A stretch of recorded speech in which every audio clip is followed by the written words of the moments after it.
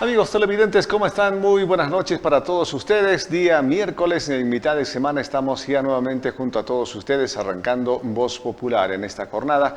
Como siempre tendremos las noticias más importantes, además la participación de usted a través de nuestra pregunta correspondiente y bueno, trataremos de apresurarnos porque también tenemos una entrevista para hablar de un libro referido al tema del feminicidio. Es un trabajo importante que ha sido presentado hace un poquito más de 2 meses en la ciudad de La Paz. En el tema de la pregunta del día, hoy hemos consultado respecto al tema de Todos Santos y al tema de Halloween. ¿Cuál de las dos actividades para usted tiene mayor importancia? Y bueno, ¿cuál es la opinión que justamente usted puede tener de esta situación? Yo le doy a conocer enseguida la pregunta correspondiente para que bueno, usted ya nos pueda dar a conocer su opinión. Como de costumbre, lo puede hacer a nuestra línea telefónica 6790-2661 o si prefiere lo puede hacer en la página Copevisión Tupiza en el Facebook. Ahí también está publicada nuestra pregunta correspondiente. A ver, la pregunta dice lo siguiente: ¿Todos Santos o Halloween? ¿A cuál de estas dos actividades usted apoya y por qué? Es nuestra pregunta y lo dejamos para que por favor usted nos pueda dar a conocer su opinión. Si usted apoya a Todos Santos, díganos por qué apoya a Todos Santos. Si usted apoya a Halloween, ¿por qué apoya a Halloween? Una actividad que también año tras año va teniendo mayor participación, principalmente de la niñez y de la juventud. Mientras usted nos envía sus mensajes, vamos a irnos a revisar rápidamente las noticias más importantes. Una de ellas tiene que ver con el tema del hospital de segundo nivel, porque en días pasados cuando visitamos pudimos observar de que en algunos sectores se están haciendo la construcción de, diremos, muros secundarios de la infraestructura como tal, pero que tienen una estructura metálica y también pues tienen una estructura podría decir de madera o de venesta. Este tipo de muros se denominaría muros drywall, sería una técnica que recién estaría ingresando por nuestro medio, pero que ya tiene mucha presencia en otras ciudades y mucho más pues en el exterior, que tendría también la garantía necesaria en el tema de calidad, en el tema de seguridad, en el tema de acústica, entre otros factores. Así lo dijo justamente el técnico de seguimiento del gobierno municipal, quien nos dio algunos detalles justamente sobre las características de este tipo de muros que se encara allá en el hospital de segundo nivel. Voz Popular te presenta las 3 del día, las 3 noticias más importantes del día, las 3 del día. Hace bastante tiempo ya en el tema de la construcción del hospital de segundo nivel se ha podido apreciar la utilización de este método constructivo, estos materiales que se denominan muros drywall, que evidentemente tienen todas las especificaciones y garantías respectivas para hacer la división y tabiquería de los ambientes dentro del hospital de segundo nivel. Obviamente esto está aprobado por todo lo que es supervisión y también es aprobado por el fiscal de la ICEN, del Ministerio de Salud, en el brazo operativo y técnico, y obviamente también estos son políticas del mismo ente financiador, ya que estos materiales son al seco. ¿Qué quiere decir esto? Que son materiales sostenibles, evita el uso de agua, evita el desperdicio de tanto de áridos, cementos y demás al momento de su instalación, ya que estos son piezas ya, se podría decir, estandarizadas, las cuales facilitan, ¿no?, el tiempo de ejecución, el tema sostenible, las ventajas acústicas, las ventajas climáticas que pueden ofrecerse dentro de su instalación una vez utilizado el ambiente. ¿Qué características tiene? ¿Es un fierro normal? ¿Es recubierto con venesta? ¿Qué materiales son? Bueno, es de manera específica, es una estructura metálica que se utiliza para poder hacer la división y también los empotramientos tanto a los pisos, paredes y losas. Tienen largueros verticales horizontales y también tienen unos paneles, ¿no?, como usted lo ha dicho, no son de venesta, ¿no?, son materiales procesados, son materiales certificados donde tienen unas ciertas características y capas de producción. Son melaminas, tienen también aislantes, tienen aluminio y obviamente al margen de eso tienen dentro, intermedio entre ambos paneles, también tiene una fibra de vidrio, la que actúa tanto para el tema acústico y para el tema climático. Esto solamente sería en ambientes menores a nivel de divisiones, no son estructuras fundamentales de la infraestructura. No, en sí total aislado de esa situación. El tema estructural es otro componente y estos materiales están siendo utilizados en la división de muros intermedios de división entre ambientes y también los cuales facilitan la instalación, y eso hemos hecho hincapié en las inspecciones que se ha realizado, en la instalación de especial, como se denomina, de oxígeno, de gas y agua caliente, agua fría, ya que también es fácil de mantenimiento. ¿Qué quiere decir eso? En cualquier situación, cualquier falla, fuga que se tendría que presentar, pues el mantenimiento es mucho más ágil, ya que simplemente es el sacar estas placas, hacer el mantenimiento y volver a colocar, ¿no? Entonces creemos de que este material no es novedoso en Bolivia,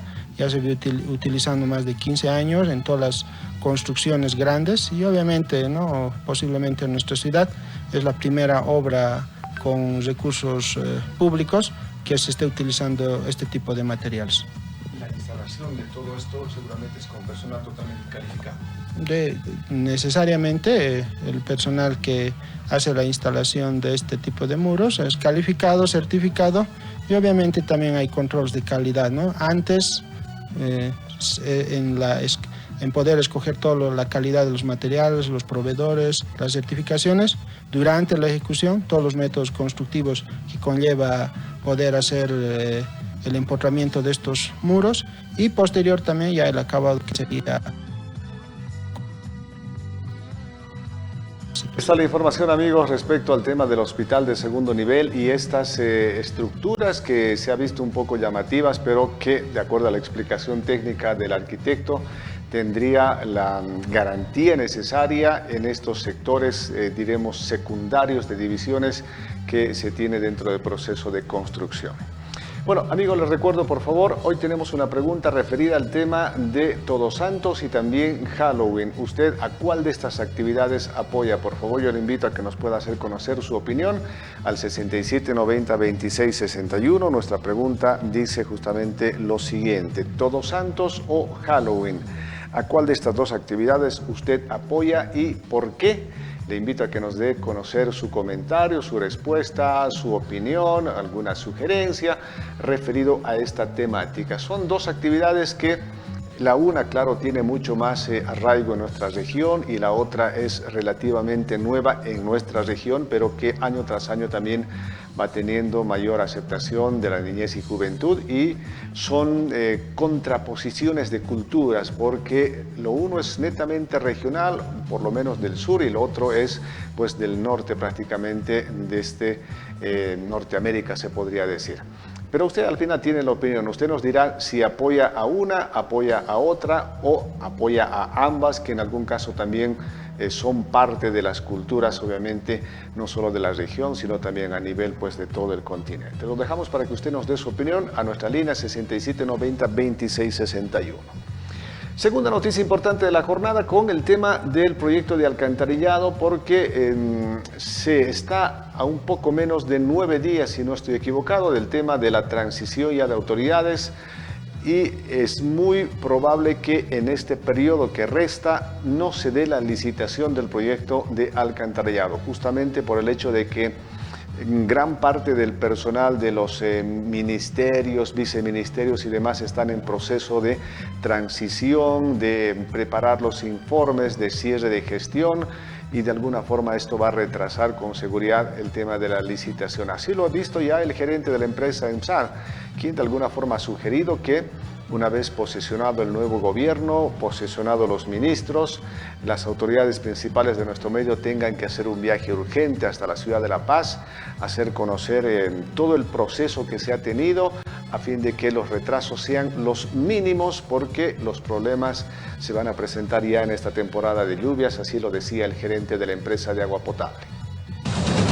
Voz Popular te presenta las 3 del día, las 3 noticias más importantes del día, las 3 del día. No tenemos ninguna comunicación oficial acerca de la licitación de la fase 1 del proyecto de alcantarillado sanitario de la ciudad de Tupiza. Yo entiendo, ¿no?, que es un tiempo muy especial por esto de la transición de gobierno y aparte por las peleas internas que tenemos también como municipio, ¿no? Porque no nos olvidemos que en la última reunión que hemos tenido con el financiador del lote de la fase 1, que es el BID, la fase 1 está condicionada a que se construya la fase 2.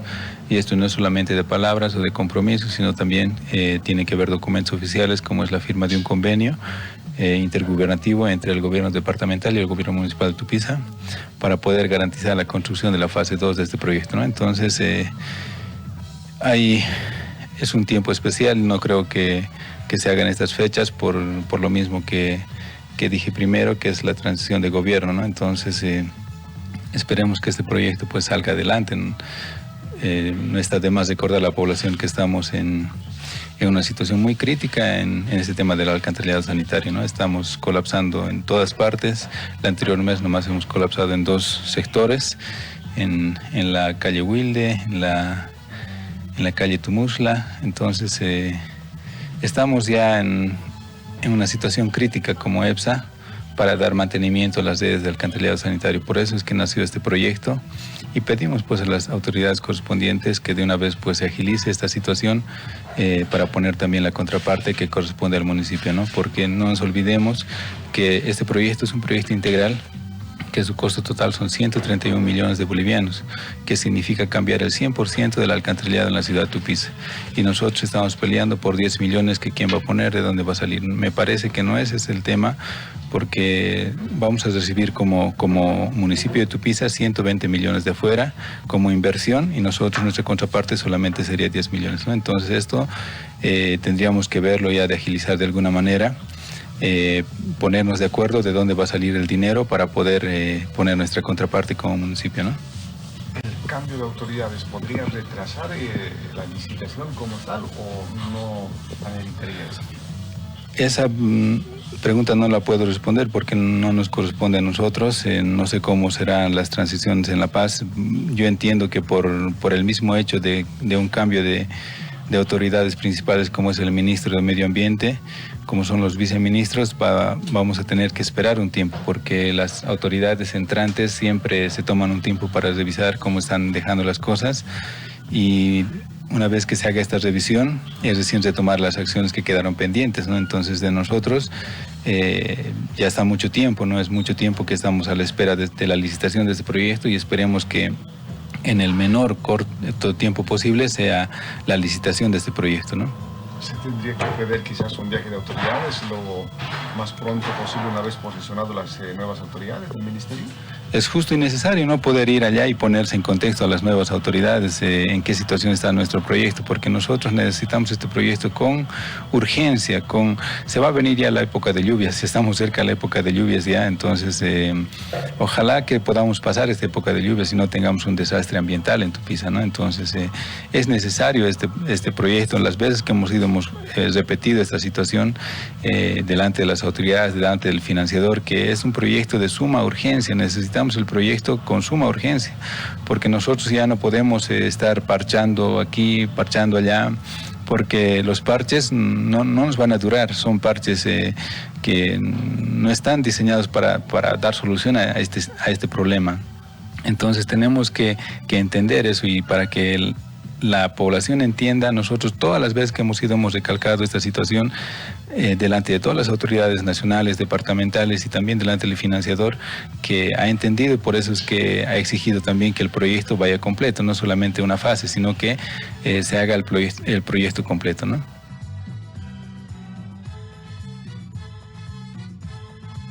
De la empresa de agua potable respecto al proyecto de alcantarillado, para tomar en cuenta esos aspectos que decía el gerente, probables retrasos que se den con el tema de la licitación, y si se da, pues tendré que programar una visita rápida, pronta, entre varias autoridades ante el nuevo ministro o nueva ministra, no sabemos aún quién será, pero para ponerle en pleno conocimiento y de esta forma este retraso, diremos, involuntario sea del menor tiempo posible para que empiece ya con el tema de la licitación. Es un tema importante por la urgencia, por lo delicado que se tiene a nivel de la región, el tema del alcantarillado y los constantes problemas, principalmente en tiempo de lluvia por la cantidad de agua que ingresa justamente a todos estos ductos. Antes de irnos con la tercera nota del día, yo le decía que tenemos una entrevista especial en esta jornada. Vamos a hablar un poquito de casos de feminicidio.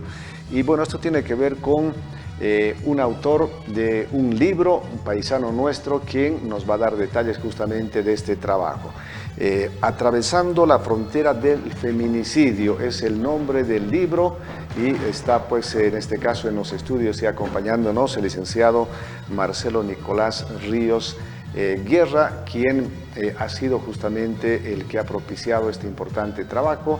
Ya lo ha presentado en el mes pasado en la ciudad de La Paz, pero queremos conocer un poquito más a fondo de qué trata, cómo ha sido este trabajo, qué tiempo le ha llevado y seguramente otros aspectos que son importantes darles a conocer a todos ustedes, amigos. Marcelo, muchas gracias por aceptar nuestra invitación. Bienvenido al programa. Paisano nuestro, antes de entrar a este trabajo que ya un poquito lo adelantaba yo con el tema de feminicidio, háblanos un poquito de ti, quién es Marcelo, de dónde, bueno, dónde estudió y bueno, dónde al final pues también ya se recibió como licenciado en este tema de, nos decías, psicología y también trabajo social. Bueno, Luis, primeramente muchísimas gracias por este espacio, por estar aquí en mi competición y poder compartir esta experiencia, ¿no? Bueno, mi nombre completo es Marcelo Nicolás Ríos Guerra. Yo soy de acá, de Tupiza, he nacido aquí y pues, por diferentes razones en el 94 tuve que salir a estudiar a diferentes lugares. Estuve en Tarija, en La Paz y finalmente empecé la carrera de psicología en Tarija, ¿no? En la Universidad Autónoma de Juan Michel Cerecho, donde me recibí como psicólogo. Y de ahí tuve que volver a La Paz, donde tuve casi 13 años de trabajo en derechos humanos con la Defensoría del Pueblo, en diferentes áreas, ¿no? En tema de conflictos, niña, niño, adolescente. Entonces fue toda esa experiencia que me llevó a generar conocimiento y experiencia laboral. Y bueno, creo que, como decía mi abuelita Delia, cuando la tierra llama a su sangre, hay que volver. Y estoy acá en Tupiza desde el 2023, decidí volver a estar en mi casa, a estar cuidando a mi mamá, que ya es adulta mayor. Y bueno, ahí es donde también llegué y me senté a escribir esta tesis, este libro, que ya viene de un recorrido de bastantes años, ¿no? Entonces, bueno, para mí es una alegría poder compartir esta experiencia aquí con mi gente, con mi pueblo, porque si algo aprendí en todo este tiempo, Luis, es que, y me lo enseñó mi tutora, Rita Segato, que se puede pensar desde el sur, se puede pensar desde Tupiza, desde Bolivia, de una manera que aporte conocimiento, teoría y crítica, ¿no? Bueno, parte de lo que nos manifestabas, esta experiencia en el trabajo dio como fruto esto. No es casual, diremos, este libro, esta temática que estás enfocando. No, mira, este libro lo publicamos este año. Lo presentamos en la Feria Internacional del Libro en agosto, conjuntamente con María Galindo y Mujeres Creando, que son la editorial y quienes me han abierto esta puerta para presentarlo. Y este libro tiene un recorrido, bueno, casi desde que yo cuando nací y sucedió un hecho de la pérdida de mi mamá por un continuum de violencia feminicida acá en Tupiza. Y a raíz de eso, bueno, en 2013 yo decidí irme al Brasil a poder continuar mi posgrado con aquel hombre que lamentablemente provocó todo esto, y ahí es donde empiezo a cuestionarme varias cosas cuando la conozco a Rita y me cuestiona y me dice, ¿qué hace un hombre andino en el Brasil si tú eres de la montaña? Y mira cómo es la vida. Rita y su pareja Tucu viven aquí en Tilcara, a unos cuantos kilómetros. Claro. Y la encuentro en Brasilia, una ciudad muy eurocéntrica, y ella conoce y vino muchas veces a Santiago de Cotagaita. Y ahí es donde ella me dice, ¿qué haces tú acá? Y le cuento esta historia que había pasado en mi familia, y ella me hace un cuestionamiento, me dice, ¿cómo puedes seguir queriendo buscar la aprobación de un hombre que ha generado tanta violencia en tu hogar, en tu familia, hasta causar la muerte de tu mamá, ¿no? Y Luis, ese fue el clic que me hizo ver desde otra perspectiva la situación de la violencia de género, pero en principal el feminicidio, ¿no? Te hablo del 2013. Volví a Bolivia, volví a trabajar en la Defensoría. Tuve 5 años de mucho cuestionamiento interno, porque me preguntaba muchas cosas básicas quizás, pero decía, ¿cómo podía buscar la aceptación de un hombre que ha generado tanto daño? A raíz de eso, el 2018 es que decido empezar a investigar sobre el tema, vinculando mi vida personal con una nueva biografía, que es mi biografía académica. Es solamente tu experiencia como punto inicial para el trabajo, no es un relato de lo que te pasó en todo caso este libro. No, el trasfondo personal es importante para mí, pero no lo he plasmado en este libro plenamente. Sí hago una referencia porque creo que lo personal ya fue Eso el motor. te ha impulsado un poco, ¿no? Bastante, porque te soy sincero, Luis, hablar y uno de los enfoques de este libro es que es bastante interpelativo y cuestionador a nosotros los hombres, porque somos nosotros los que generamos violencia. Y cuando te hablo de nosotros no me refiero a ti como Luis o a mí como Marcelo, sino el género masculino. Entonces, porque de alguna manera todos los hombres estamos impregnados u obligados por un sistema mayormente denominado sistema patriarcal, o lo que en el libro llamo de las masculinidades, a estar siempre en disputa desde hechos de violencia para sentirnos hombres. Entonces, ese fue el impulso, mi experiencia personal, y decidir también de, a ver, ¿qué es lo que tiene el feminicidio en trasfondo? Y a partir de eso, que el 2018 decidí ingresar a la cárcel de San Pedro en La Paz y a Chonchocoro de La Paz y hablar personalmente con los feminicidas, o sea, como estoy hablando contigo, verlos así a 1 metro, entrar ahí a Chonchocoro, donde tuve un par de anécdotas muy fuertes, pero... Claro, seguro no es una experiencia grata, ¿no? No, para nada, porque sí. Mira, hablé con 7 de ellos, mientras ellos me contaban el relato de cómo habían matado a sus parejas, yo solo podía ver las manos, porque en esas manos estaba la vida de una mujer. Entonces era un reflejo constante, y tratar de entender eso es un proceso que me ha tomado 18 hasta el 2023, son 5 años. Poder articular las ideas, poder articular lo que había visto ahí con un poco de lo que yo había vivido, y al final decidir a qué me llevaba eso. Y por eso cuando terminé esto y me decían cuál es el título, y bueno, creo que el título está ahí, ¿no? Feminicidio es una expresión de una derrota masculina. Esta experiencia de haber visitado en la cárcel a los autores de feminicidio, ¿cómo se ha llevado? Porque de alguna forma, seguridad, inseguridad, ¿todos tienen, diremos, un mismo perfil psicológico o es muy variable entre estas personas? Mira, el ingreso fue algo a la vez anecdótico y gracioso, por así decirlo.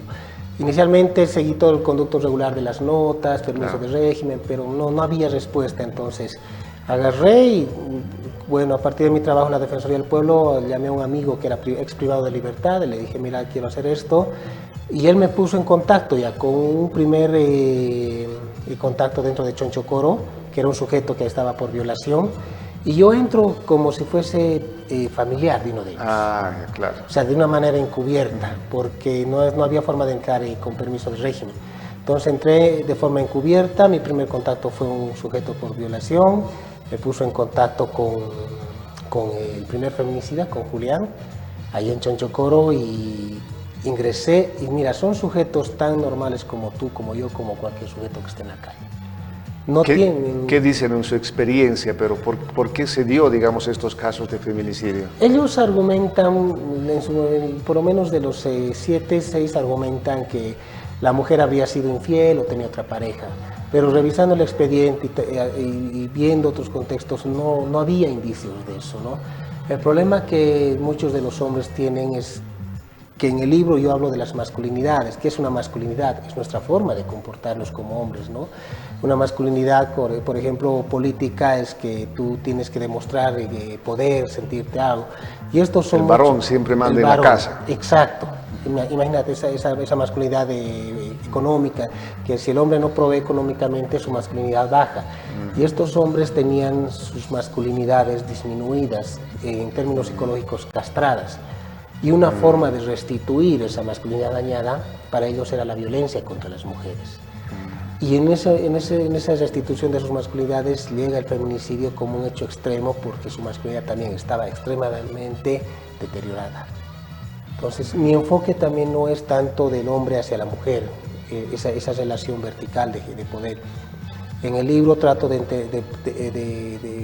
articular y entiendo que el feminicidio es un mensaje de un hombre a otro hombre, de un hombre que ha matado y a otro hombre, sea real o ficticio, que le dice, mira, yo también puedo matar, soy tan hombre como tú. Y la mujer solamente se constituye en un medio, en un papel donde se escribe el mensaje. Y eso lo he podido plasmar en este libro, porque muchos de ellos no sienten arrepentimiento por la muerte de la mujer.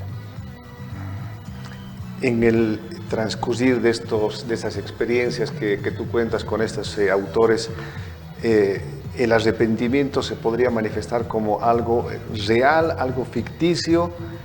¿Cómo lo viste en su momento?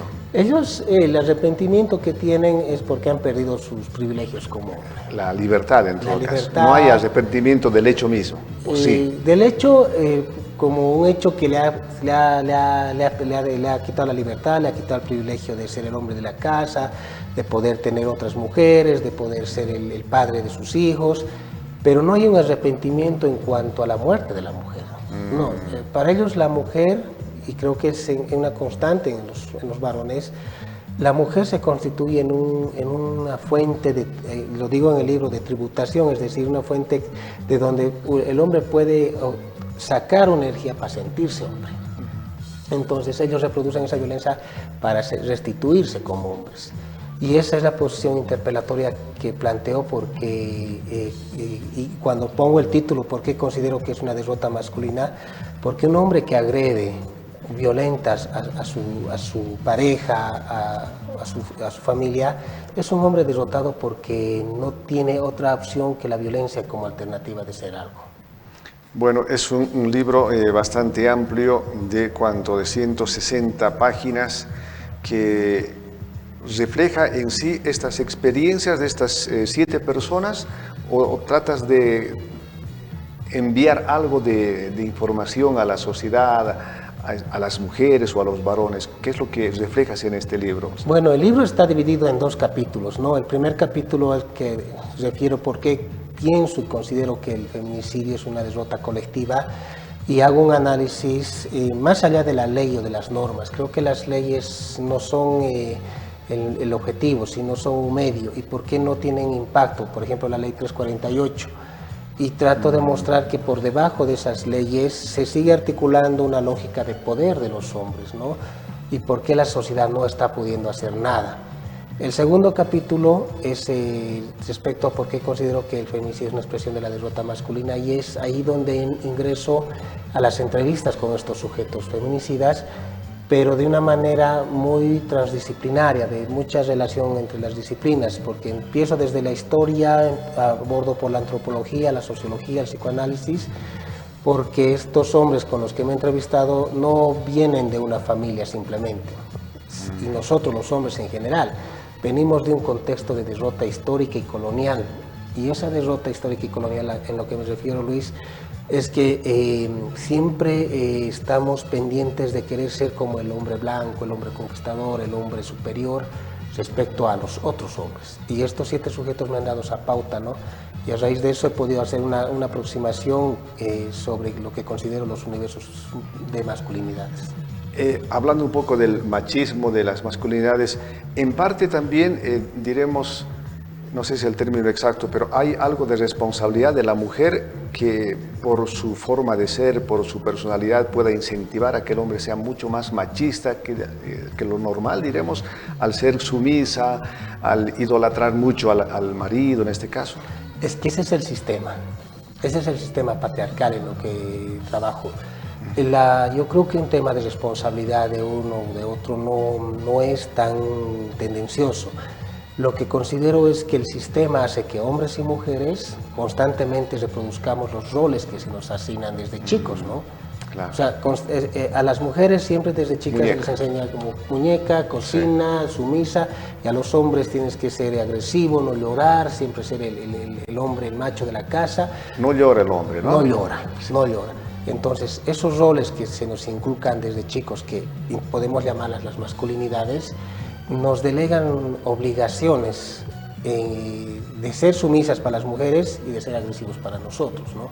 Entonces yo creo que el tema de las mujeres, y no abordo mucho el tema de las mujeres porque creo que eso está muy abordado ya desde los enfoques feministas, hay mucho abordaje, y abordo sí desde mi posición como hombre, porque, y tengo que ser sincero en esto, cuando yo buscaba la aprobación de este hombre que había generado la muerte de mi mamá, ¿por qué lo hacía? O sea, ¿qué me llevaba a obviar el daño que había causado en mi casa, en mi hogar, y seguir buscando la aceptación de un hombre de estas características? Y es eso lo que me hizo un quiebre, y al final entendí de que los hombres, muy en general, estamos obligados a reproducir nuestros patrones de machismo, pero siempre tenemos arriba una imagen masculina para a quien buscamos y nos dé aceptación, ¿no? Entonces, sé que es complejo hablarlo porque, y es hasta a veces me ha generado un par de cuestionamientos, porque me dicen, oye, pero tú acaso no eres hombre, ¿por qué nos cuestionas así? Es que pasa que si vamos a querer hablar de prevenir o frenar el feminicidio, tenemos que partir de cuestionar nuestras masculinidades, nosotros como hombres. Yo no creo mucho cuando se habla de las ONGs o las instituciones, te habla mucho de las masculinidades alternativas, las nuevas masculinidades, que son válidas, pero si no estamos entendiendo el núcleo duro de la masculinidad violenta, no puede ser viable, creo, un cambio. Atravesando la frontera del feminicidio, expresión de la derrota colectiva y masculina, una propuesta de análisis desde el caso boliviano. ¿Podría ser, en parte, el libro más propicio que los hombres lo lean? Sí, el público objetivo es el masculino. Es el masculino. Y mira, cuando hicimos la presentación en la Feria del Libro en La Paz, sí, era casi un 70% de los hombres que compraron el texto, ¿no? Y lo compraban con un grado de recelo, porque es que no es fácil hablar de nuestras fallas, y más cuando les digo somos nosotros los que generamos violencia, hay un quiebre, y eso es el objetivo que tengo, ¿no? Generar ese quiebre. Bueno, Marcelo, la gente interesada en tener este libro, ¿dónde lo pueden ubicar? No sé si hay alguna dirección o algún número de teléfono donde puedan contactarte, porque no se trata hoy en día ya de la igualdad, de seguir siendo, ¿no?, quién es más, quién es menos. Obviamente esto es un proceso, como tú decías, parte desde la niñez, que si uno se ha formado con determinadas formas del padre, pues eso va a ser un poco difícil cambiar, pero puede haber un proceso todavía para adelante. Sí, mira, yo tengo acá los ejemplares, me podrían llamar a mi número de celular al 68080485, y si gustan, está el texto del libro, está ahí, tiene un costo de 70 bolivianos para que lo puedan adquirir, y yo lo tengo aquí una disponibilidad, ¿no? Entonces yo les invito a que puedan leerlo, acercarse a esto, porque mira, estamos actualmente, hoy día, ayer ha habido una batida tremenda en Río por las favelas, y estoy actualmente haciendo ya el doctorado a partir de esto, porque este libro tenía una tercera derrota, la derrota estatal, que generó una controversia en la UNSA, en el CIDES. Entonces estoy haciendo el doctorado porque estamos pasando en Bolivia, y ojalá que no sea así, pero estamos pasando de los feminicidios íntimos a los feminicidios públicos vinculados a narcotráfico, a trata y tráfico y a crimen organizado. Y ahí es donde propongo la hipótesis de que estamos en una fase inicial de juarización referente a Ciudad Juárez. Y bueno, este es el preámbulo de ese segundo libro que espero publicarlo, yo creo, terminando el doctorado, porque mira, a mí me preocupa realmente pueden aparecerte 2 o 3 casos de feminicidios vinculados a sicariato, narcotráfico, pero detrás de esos casos yo creo que hay muchos más que no están visibles. Marcelo, te agradezco muchísimo por venir al programa. Cuando tengas novedades del otro, por favor nos haces conocer. Yo les reitero el número telefónico si usted está interesado en el libro, 6808-0485. Marcelo Ríos Guerra, Atravesando la frontera del feminicidio. Un libro que de seguro le va a gustar para de alguna forma, pues diremos, mejorar la personalidad, porque hoy en día hay muchos aspectos que por las diferentes circunstancias sociales, políticas y demás, pues uno a veces está en el rumbo equivocado. Marcelo, gracias, por favor, para la gente, una vez más tu saludo final y invítales a que se animen, ¿no? A que podamos leer este libro y tengamos un poquito de cambio de visión. Gracias, Luis. No, yo agradecido por este espacio e invitar a las personas y principalmente a los varones que puedan quizás leer este libro, porque todo este proceso, y va a sonar duro lo que voy a decir, pero es lo que he visto y está ahí, es que todos los hombres somos potenciales feminicidas en tanto no desmontemos estos machismos, estas masculinidades. Y cuando estaba en San Pedro y en Chonchocoro había hombres de todas características que no pensaban cometer esto. Entonces yo agradecido por este espacio y espero haber generado incomodidad e inquietud en los varones, porque si lo he logrado es porque he tocado fibra y es el objetivo del libro. Gracias, Marcelo. A ustedes. Amigos televidentes, en la recta final vamos a ir a conocer un poquito lo que nos decía el doctor Willy Alfaro respecto al tema de la turqueada y la lojleada, porque nuestra pregunta se relaciona a este ámbito, ¿no? Como tercera noticia importante, vamos con eso y estamos en la recta final con la participación de todos ustedes. Voz Popular te presenta las 3 del día, las 3 noticias más importantes del día, las 3 del día.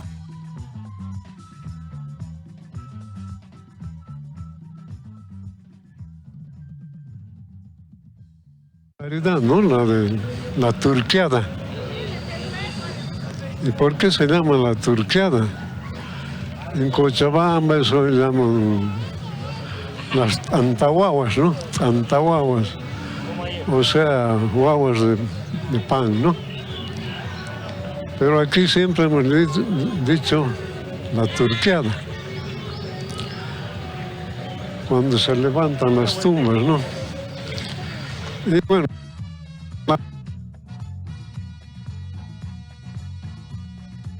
que le gustaban, dice, al difunto, masitas de toda clase, y entre ellos los turcos. Pues. Ya, de lo que yo he visto de chico, y ahora no se hace así, eran muñequitos, ¿no? Con la vestimenta que tenían los turcos, pues así con faldas hasta los tobillos,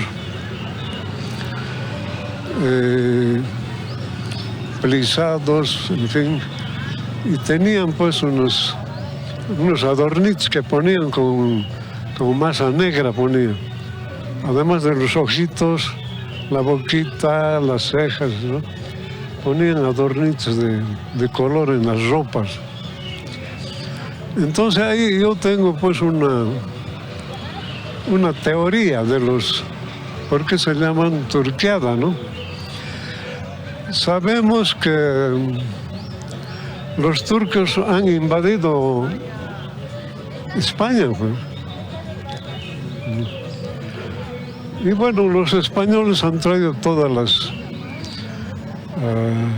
las recetas, digamos, de masitas, todo eso, ¿no?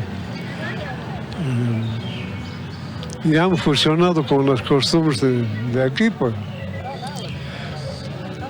Bien, entonces me parece que como los españoles odiaban a los turcos, entonces les hacían, ¿no? En esta ocasión, el muñequito parecido al turco, al vestimento del turco, en fin. Y luego agarraban y lo metían al horno, pues, ¿no? Aquí a los turcos los metemos al horno y los quemaban, ¿no? Les hacían cocer, ¿no? Esa es mi teoría, ¿no? porque tampoco no he escuchado otra, ¿no? Siempre dicen, hasta ahora dicen como tradición, vamos a turquear, dicen, pues, ¿no? Y no saben por qué dicen eso, ¿no?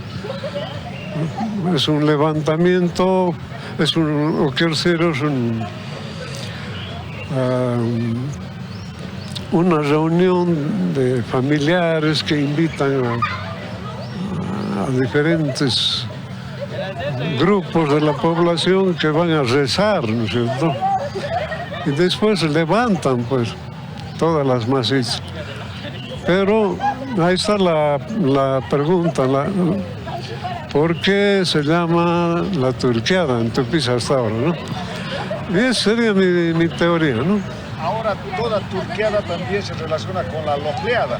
Ahí estaba el doctor Will Alfaro con parte de lo que, según él, pues es su apreciación, su punto de vista de dónde nació el tema de la turqueada y también un poquito ya nos hablaba del tema de la lojleada.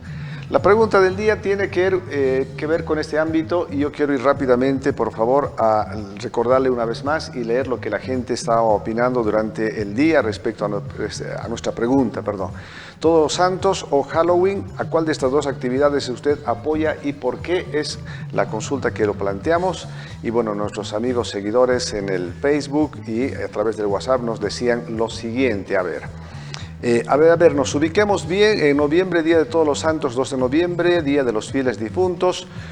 Una vecina masista dijo, Huahualín, costumbres del imperio, dice. Bueno, no hemos especificado si es 2, es 3 o es 4 de noviembre, hemos dicho Todos Santos o Halloween, para que nos puedan dar su opinión.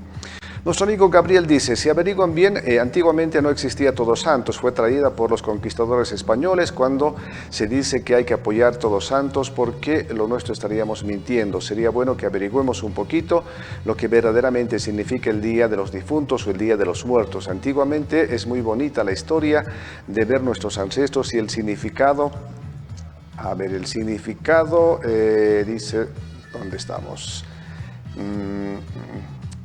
Bueno, nos perdimos, el texto era bastante largo. Aquí está el significado que tenía esta celebración. Todos Santos, tradición española, y Halloween, tradición norteamericana. Nuestro amigo John dice, buenas noches, Voz Popular, mi opinión es mitad y mitad. Aún las tradiciones y costumbres que tenemos se ve que es algo pagano. No es por tener costumbre, pero esas fechas siempre hay que recordarlo, lo que se durmieron con la luz de Dios. Lo sentimos, pero son cosas que se hacen sentados su presencia, y por lo Halloween esa costumbre se veía aquí, lo trajeron de Estados Unidos, otro gasto tal vez, dice nuestro amigo. Javi dice, no son el mismo día, ¿por qué no apoyar a ambas? Al final ambas se mueven la economía y la segunda también a la tradición. Nuestro amigo o una amiga seguidora Erlinda dice lo siguiente, a ver, apoyo a Todos los Santos en una festividad para honrar a todos los santos, que se realiza el armado de la mesa para recibir a las almas de los difuntos, que es nuestra costumbre de nuestro país y debemos seguir con nuestras costumbres, enseñarlos a nuestro entorno familiar y seguir la costumbre que se tiene, dice. Nuestra amiga Rosemary dice, primero lo nuestro y luego lo nuestro, a la festividad del Día de los Difuntos y Todos Santos de las iglesias. Carlita dice, no confunda a la gente, no es la misma fecha. Una cosa es Halloween y muy distinta a nuestra fiesta de Todos Santos. Los niños disfrutan disfrazarse el 31 y el 1 disfrutamos todos ir a rezar de las almitas nuevas, dice. Nuestra amiga Flavia dice que viva la Tantahuahua, Halloween no es nuestra cultura y tradición, como forma de diversión puede ser, los niños están siendo influenciados por estos disfraces extravagantes, pero hay que aclarar y enseñar que primero está lo nuestro, la locleada, las turqueadas, etc. Lo del exterior también se aprecia, pero no deberíamos practicar, indica en su comentario. A ver, Miquel dice, ambas son fechas y festividades distintas, dice. Noelia dice, ambas, no es lo mismo el día de Halloween, los niños se disfrazan e interactúan, en Todos Santos honramos a nuestros difuntos como siempre. Una pregunta, que no son días diferentes, dice, y por otra parte Jocelyn dice, apoyo Todos Santos. Son las opiniones que nos han enviado nuestros amigos televidentes.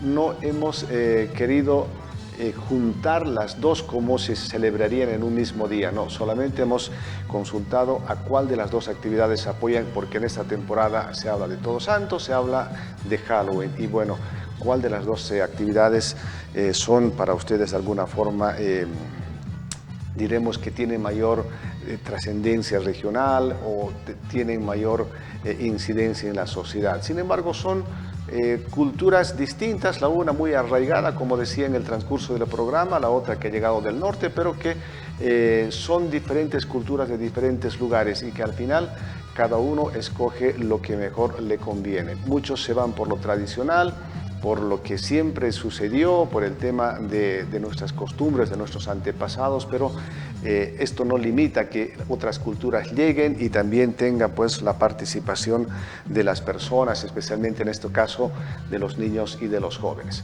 Son dos temas que las personas mayores de alguna forma, diremos, tendrán que direccionar a los hijos por cuál tendrían mejor valor en el tema de la tradición, de la sociedad. Los niños obviamente van más por el tema de los disfraces, es algo más llamativo, más novedoso, el tema del tema de los regalos, el tema de los dulces, de los caramelos, pero también hay otra gente mucho mayor que rescata la tradición de Todos Santos, hace el tema de las turqueadas, el tema de las locleadas, y ellos están más pegados a ese ámbito. Sin embargo, lo digo una vez más, es para que la sociedad lo defina. Que quiera disfrutar de Todos Santos con lo tradicional, bienvenido. El que quiera tener la actividad de Halloween hoy en día, que poco a poco se tiene mayor presencia, también bienvenido. Solamente es el tema de alguna forma ver cuál tiene mayor peso hoy en día. Y bueno, las opiniones ya lo dicen claramente cuál tendría que tener mayor presencia, mayor opinión en nuestra región. A todos, mil gracias por su participación. Estaremos de retorno el día viernes con más de Voz Popular, seguramente planteando otra consulta a la población para que también nos dé a conocer pues su posición respecto a estas temáticas que son coyunturales. Para todos ustedes, feliz descanso, que tengan muy buenas noches. Enseguida viene su telenovela y luego Cinevisión para seguir disfrutando de nuestra programación aquí en Copevisión.